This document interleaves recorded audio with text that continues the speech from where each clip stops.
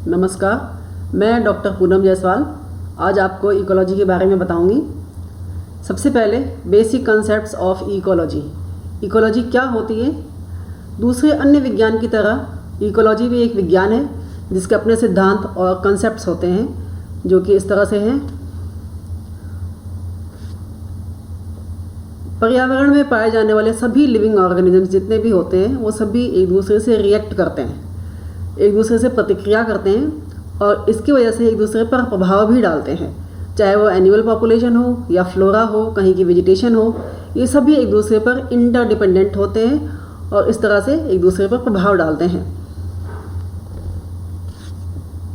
पर्यावरण एक तरह से कॉम्प्लेक्स है जिसमें कई सारे इंटर रिलेटेड फैक्टर्स एक दूसरे पर असर डालते हैं और जिसकी वजह से ये डायनामिक होता है। डायनामिक कहने का मतलब है समय और स्थान के अनुरूप बदलता रहता है और ये जो बदलाव है ये एक तरह से सीव चालनी का काम करता है, जिससे कि जो बेस्ट सूटेबल ऑर्गेनिजम्स होते हैं वो सर्वाइव करते हैं और जो सूटेबल नहीं होते हैं, जो सर्वाइव नहीं कर पाते, वो नष्ट हो जाते हैं, समाप्त हो जाते हैं।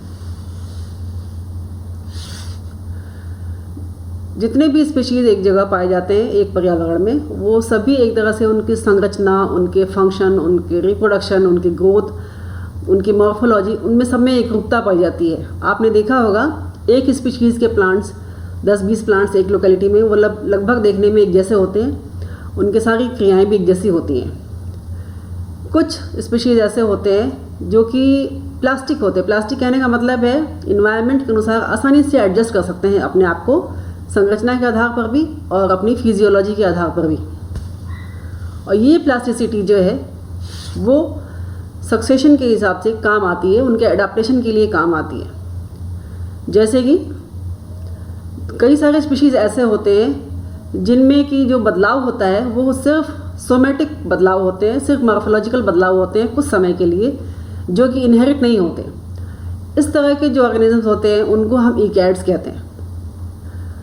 जबकि कुछ बदलाव ऐसे होते हैं, कुछ चेंजेस ऐसे होते हैं जो कि सेक्सुअल रिप्रोडक्शन के द्वारा फिक्स हो जाते हैं और इन्हें हम इकोटाइप कहते हैं। इस तरह से जो स्पीशीज़ होती हैं वो इकैड और इकोटाइप के माध्यम से अपने आप को उस बदलते हुए पर्यावरण के अनुसार अपने आप को ढाल लेती है, अपने आप को सहनशील बना लेती हैं।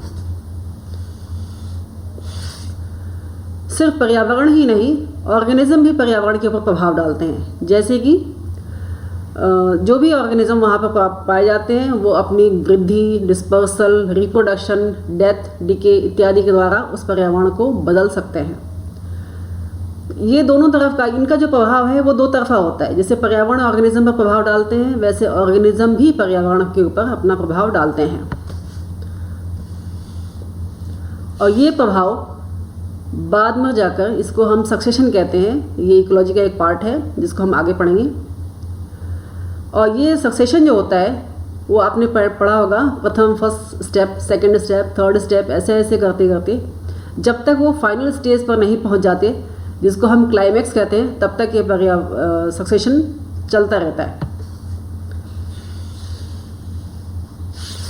क्लेमेंट्स एंड शेलफोल्ड 1939 ने सबसे पहले बायोम का कंसेप्ट दिया था, जिसके हिसाब से उन्होंने कहा था प्लांट्स और animal are related to each other. ये एक दूसरे पर को एक्शन और रिएक्शन के द्वारा पर्यावरण पर प्रभाव डालते हैं और इनके व्यू के अनुसार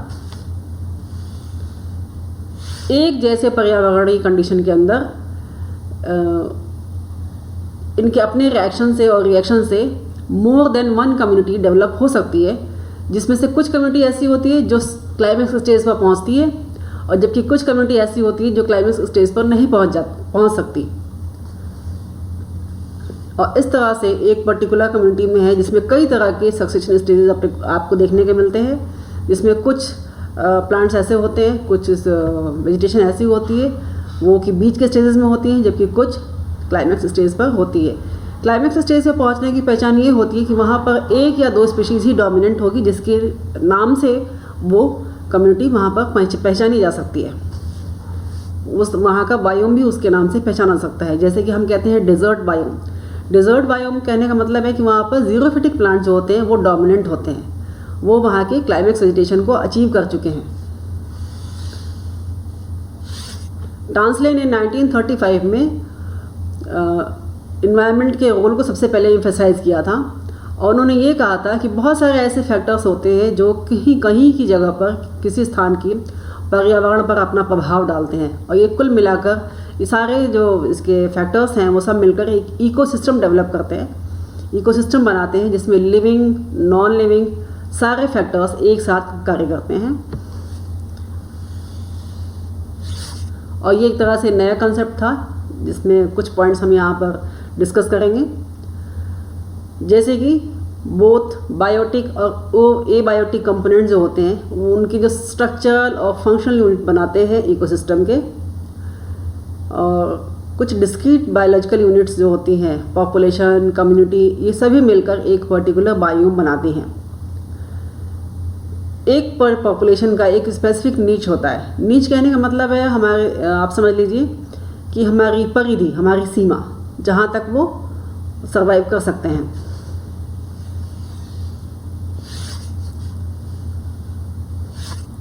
एक पर्यावरण में बहुत सारे इंटरेक्शन पाए जाते हैं, कुछ इंटरेक्शन पॉजिटिव होते हैं, कुछ नेगेटिव होते हैं और इवन न्यूट्रल भी हो सकते हैं, अप्रभावकारी।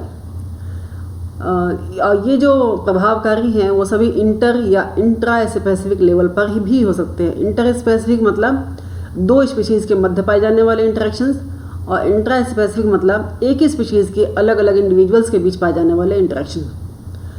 और ये सभी जो एबायोटिक पैरामीटर्स हैं, फिजिकल पैरामीटर्स, उनके वो निर्धारित करते हैं। इकोसिस्टम में इनर्जेटिक्स भी इन्वॉल्व होता है। इनर्जेटिक्स कहने का मतलब है एनर्जी का आदान प्रदान कैसे होता है, एनर्जी कैसे रिसीव होती है, एक ट्रॉफिक लेवल से दूसरे ट्रॉफिक लेवल में कैसे पास होती है, इसको हम बोलते हैं इनर्जेटिक्स। जैसे कि आपको सभी को पता है ऑटोट्रॉफिक ऑर्गेनिजम्स होते हैं, उनके पास ये कैपेबिलिटी होती है कि वो एनर्जी को सनलाइट को ट्रैप कर सके और उसको प्रोड्यूसर, जो इनको हम प्रोड्यूसर्स कहते हैं, और कंज्यूमर जो होते हैं वो प्रोड्यूसर से एनर्जी प्राप्त करते हैं और आगे की ट्रॉफिक लेवल में ट्रांसफ़र होता है। इस तरह से ट्रांसफ़र होता है और this energy flow is unidirectional और नॉन साइक्लिक। नॉन साइक्लिक होने का मतलब है चक्रीय नहीं होता, ये एक से दूसरे स्टेप में सीधा ट्रांसफ़र होता है। इसी तरह से जो केमिकल कंपोनेंट्स होते हैं इकोसिस्टम के वो बायोजियो केमिकल साइकिल्स के द्वारा रिप्रेजेंट किए जाते हैं। एक इस इकोस्फीयर में जितने भी न्यूट्रिएंट्स होते हैं जैसे नाइट्रोजन, फास्फोरस, कैल्शियम, इन सभी की साइकिल होती है और इस तरह से इनको हम बायोजियो केमिकल साइकिल्स में अलग से पढ़ेंगे। Successful growth of the organism is govern by limiting factors. Her ecosystem में कुछ लिमिटिंग फैक्टर्स होते हैं जिसकी वजह से वहाँ की वेजिटेशन डिसाइड होती है। जैसे कि फॉर एग्जांपल अगर वो हाइड्रोफाइट हुआ तो वहाँ पानी उसके लिए लिमिटिंग फैक्टर है। अगर पानी अवेलेबल होगा तो ही वो पौधा वहाँ पर बढ़ेगा, नहीं तो वो समाप्त हो जाएगा।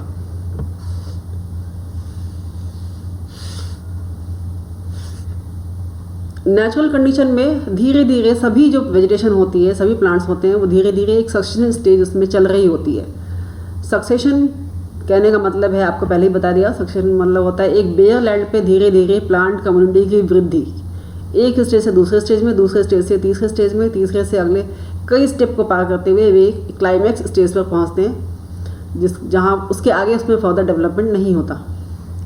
और सक्सेशन एक तरह का ऑर्डरली प्रोसेस है जो कि समय के साथ धीरे धीरे वहाँ का वेजिटेशन बदलता है, जिसमें कि जो प्रथम सक्सेशन स्टेज में होती हैं वो थोड़ी कम कॉम्प्लेक्स प्लांट्स होते हैं वहाँ पर और स्टेट होती है, और जो कि आगे बढ़ते बढ़ते मोर कॉम्प्लेक्स होते जाते हैं। इसमें सिर्फ स्पीशीज़ कंपोजिशन नहीं बदलता। स्पीशीज़ कंपोजिशन मतलब स्पीशीज़ कितनी है, कौन सी है, ये नहीं बदलता। उसके अलावा फिजिकल का इन्वायरमेंट भी बदलता जाता है उनके साथ साथ। जैसे कि आप आगे एग्जाम्पल में देखेंगे कि एक पॉन्ड में जब सक्सेशन होता है तो वो हाइड्रोफाइट्स धीरे धीरे मीजोफाइट्स में चेंज हो जाते हैं और वहाँ पॉन्ड नहीं रह जाता, land plants terrestrial ecosystem develop हो जाता है। एंड दिस टर्मिनल और stabilise state is known as climax, जिसको हम क्लाइमैक्स कहते हैं। इवांस ने 1956 में ये कहा था कि इकोसिस्टम में जो भी है एनर्जी और मैटर, उसका सर्कुलेशन यानी कि संवहन, ट्रांसफॉर्मेशन मतलब एक फॉर्म से दूसरे फॉर्म में बदलना, तथा एक्यूमुलेशन मतलब इकट्ठा होना, ये सभी प्रक्रिया चलती रहती है। इस तरह से जो बायोटिक कंपोनेंट्स हैं वो सर्कुलेशन में ज़्यादा चलते हैं, एक फॉर्म से दूसरे फॉर्म में बदलते रहते हैं, एक ऑर्गेनिज्म से दूसरे ऑर्गेनिज्म में जाते हैं और इस तरह से ये इंटरेक्ट करते हैं और धीरे धीरे चेंज होते हैं। अब है ecology at different levels of organisation. Ecology में जो इंडिविजुअल्स होती हैं, जो स्पीशीज़ होते हैं, उनका ऑर्गेनाइजेशन कैसे होता है, संगठन कैसे होता है। जैसे कि इंडिविजुअल लेवल पे जो इकोलॉजी हम पढ़ते हैं उसको क्या कहते हैं, पॉपुलेशन लेवल होता है, third stage is community level and fourth stage is ecosystem level. तो सबसे पहले ऑर्टिकोलॉजी क्या होती है। ऑर्टिकोलॉजी को इकोलॉजी ऑफ इंडिविजुअल्स भी कहते हैं, जहाँ पर हम एक स्पीशीज़ के, एक इंडिविजुअल के इन्वायरमेंट के बारे में पढ़ते हैं। एक पर्टिकुलर टाइम पे इंडिविजुअल स्पीशीज़ एक पर्टिकुलर स्पीशीज़ के बारे में वो कैसे प्रभाव डालता है, उस पर पर्यावरण का क्या प्रभाव पड़ता है, इन सभी को पढ़ते हैं। इसको हम ऑर्टिकोलॉजिकल अप्रोच भी कहते हैं।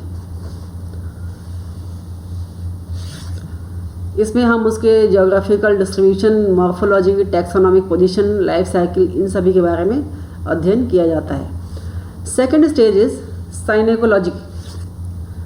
साइनेकोलॉजी का मतलब होता है, जैसा कि आप सभी जानते हैं, नेचुरल कंडीशन में ऑर्गेनिज्म, प्लांट, एनिमल्स, माइक्रोब्स, ये सभी एक साथ रहते हैं और एक दूसरे पर प्रभाव डालते हैं। और इस तरह से ये दो लेवल पे होते हैं, जैसे कि population ecology, where the unit of study are pure stands of individuals of a single species.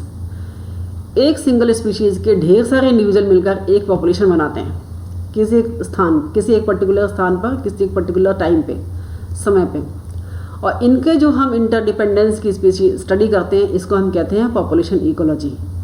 इनमें हमने देखा होगा कि कंपटीशन पाई जाती है, जैसे कि एक ही ट्रॉफिक लेवल पे हर्बीवोरस प्लांट्स के बीच में, herbivorous competing for same grass, एक ही, जैसे कुछ हर्बीवोरस प्लांट्स ऐसे होते हैं जो एक पर्टिकुलर ग्रास को ही खाते हैं, वहाँ पर वो एक ही स्पीशीज़ के हर्बीवोरस हैं, उनमें आपस में जो कंपटीशन है, ये पॉपुलेशन इकोलॉजी का हिस्सा है।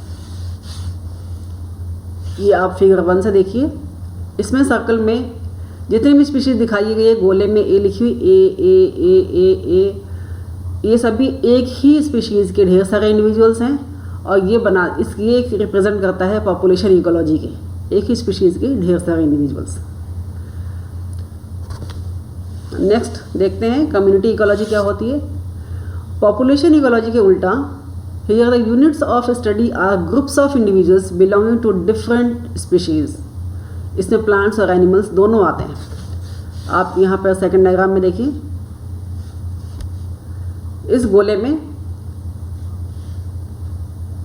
A, B, C, D 4 species हैं। इसमें ये सभी स्पीशीज़ एक दूसरे से इंटरेक्ट करती हैं, आपको एरो से दिखाया हुआ है। और इस तरह से सेकंड स्पीशीज़ में फर्स्ट फिगर की तरह, सेकंड फिगर में फर्स्ट फिगर की तरह एक ही स्पीशीज़ नहीं है, यहाँ पर 4 अलग अलग स्पीशीज़ हैं और सबका इंटर रिलेशन दिखाया जाता है। इसको हम कहते हैं community ecology. Third is biome ecology. Nature में कई सारे पॉपुलेशन, कई सारे कम्युनिटीज़ मिलकर एक पर्टिकुलर बायोम बनाती हैं। ज़्यादातर वेजिटेशन बायोम के नाम से ही पहचाने जाते हैं, desert biome, tundra biome, grassland biome. यहाँ पर जिस पर्टिकुलर बायोम के नाम से वो पहचानी जाती है, वो वहाँ की क्लाइमेक्स स्टेज होती है। जैसे अगर डेजर्ट बायोम है तो वहाँ पर ज़ीरोफाइट इज़ क्लाइमेक्स वेजिटेशन, और ये कई सारे स्टेजेस पार करते हुए अपने ज़्यादातर प्लांट्स इसमें क्लाइमेक्स स्टेज में पाए जाते हैं। इसको आप थर्ड एग्जांपल से समझ सकते हैं। यहाँ पर 3 बड़े बड़े गोले जो बने हुए हैं, एक में A, B, C स्पीशीज़ पाई गई है। A स्पीशीज़ डोमिनेंट है। इसका मतलब है यहाँ पर एक पर्टिकुलर, मैंने पहले ही बताया था, A स्पीशीज़, कोई एक स्पीशीज़ या 2 स्पीशीज़ अगर डोमिनेंट है तो मान लेना चाहिए कि वो क्लाइमेक्स वेजिटेशन है वहाँ की, वहाँ पर सक्सेशन स्टॉप हो गया है। सेकंड डायग्राम में देखिए PQRS। यहाँ पर इसमें लगभग सभी स्पीशीज़ का बिखराव समान है। P भी है, Q भी है, R भी है, S भी है, लगभग समान डिस्ट्रीब्यूशन है इनका। तो यहाँ पर ये अर्ली स्टेज ऑफ सक्सेशन है, यहाँ पर क्लाइमेक्स अभी नहीं पहुँचा है। थर्ड डायग्राम में XYZ, यहाँ पर भी कुछ स्पीशीज़ ऐसे हैं जो बिल्कुल डोमिनेंट हैं, कुछ थोड़े से कम है। इसका मतलब अप्रोचिंग टू क्लाइमेक्स, क्लाइमेक्स बिल्कुल पहुँचने ही वाला है। अगले 1-2 स्टेज में ये कोई एक या 2 स्पीशीज डोमिनेंट हो जाएगी और ये क्लाइमेक्स होगा।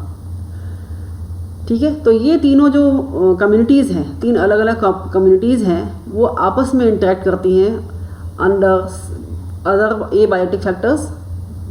ये कम्युनिटीज़ भी इन्वॉल्व हैं इसमें, एबायोटिक फैक्टर्स भी इन्वॉल्व हैं, और ये कुल मिलाकर एक बायोम बनाती हैं। Fourth is ecosystem ecology. Ecosystem ecology क्या होती है? ऐसे ऐसे कई सारे बायोम्स एक पर्टिकुलर इन्वायरमेंट में रहते हैं, अलग अलग इन्वायरमेंट में भी रह सकते हैं। इसको हम कहते हैं इकोसिस्टम या इकोलॉजिकल कॉम्प्लेक्स या इकोलॉजिकल सिस्टम, जिसमें कि नॉन लिविंग और लिविंग सारी कंपोनेंट्स आपस में एक दूसरे से इंटरेक्ट करते हैं, एक दूसरे पर प्रभाव डालते हैं और कुल मिलाकर एक इंटीग्रेटेड सिस्टम बनाते हैं, जिसको हम इकोसिस्टम कहते हैं। ये सबसे कॉम्प्लिकेटेड स्टेज होती है। इस तरह से इकोसिस्टम इकोलॉजी में जो है वो मूवमेंट ऑफ एनर्जी, न्यूट्रिएंट्स जो है वो बायोटिक और एबायोटिक कंपोनेंट्स के बीच में जो ट्रांसफ़र होता है उन सभी को इसमें दर्शाया गया है। जैसे कि आप एग्जाम्पल फिगर 4 में देखिए, इसमें एक क्लाइमेट रिजाइम है जो एक गोले के द्वारा दर्शाया गया है। एक क्लाइमेट रिजाइम कहने का मतलब है एक बड़ा यूनिट क्लाइमेट की, जहाँ पर रेनफॉल, टेम्परेचर, एडाफिक फैक्टर, सॉइल, ये सभी एक जगह के हैं। उसमें जो प्रोड्यूसर्स हैं यानी ग्रीन प्लांट्स हैं वो सन से एनर्जी लेते हैं, एनर्जी को ट्रांसफ़र करते हैं कंज्यूमर्स को, कंज्यूमर से और प्रोड्यूसर दोनों से डिकम्पोजर्स में आता है। डिकम्पोजर के बाद न्यूट्रिएंट्स रिलीज़ हो जाते हैं एंड वो न्यूट्रिएंट्स वापस प्रोड्यूसर्स एब्जॉर्ब कर लेते हैं। तो इस तरह का ये सारा का इंटरेक्शन है, सभी एक दूसरे से इंटरेक्टेड है किस तरह से। इसमें क्लाइमेट भी है, एबायोटिक फैक्टर सन भी है, सॉइल भी है। ये कुल मिलाकर एक पर्टिकुलर इकोसिस्टम बनाते हैं, जिसमें कि showing the living biotic and non-living मतलब abiotic components of nature interacting with each other to form integrated ecosystem। और ये फिगर रिप्रेजेंट करता है इकोसिस्टम इकोलॉजी को। Thank you. इस तरह से हमारा ये पहला टॉपिक है, बेसिक कंसेप्ट्स ऑफ इकोलॉजी, पूरा हुआ और मैं आशा करती हूँ आपको ये पसंद आया होगा, समझ में आएगा। आप इसको जो टेक्स्ट लिखे हुए हैं उसको आप नोट्स के रूप में भी काम में ले सकते हैं। धन्यवाद।